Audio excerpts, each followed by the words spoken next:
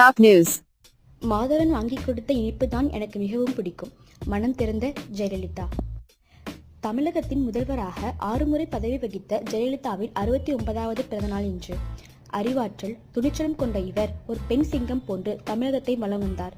கடந்த 2016ஆம் ஆண்டு டிசம்பர் 5ஆம் தேதி உடல்நலக் குறைவு காரணமாக மரணமடைந்தார்.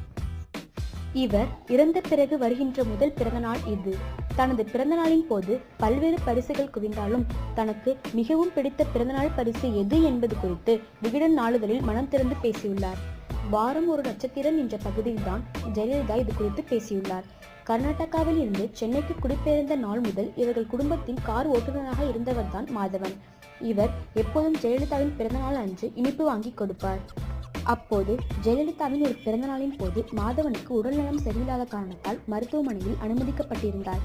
மருத்துவமனையில் அனுமதிக்கப்பட்டிருந்தாலும் வேறு ஒரு நபரின் மூலம் ஜெயலலிதாவுக்கு இனிப்பு வாங்கி கொடுத்து அனுப்பியுள்ளார்.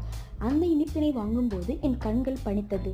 பிறந்தநாளின் போது எனக்கு விலை உயர்ந்த பொருட்கள் பரிசாக கிடைத்தாலும் மாதவன் வாங்கி கொடுத்த இனிப்பு விலை மதிக்க முடியாதவை என தெரிவித்துள்ளார்.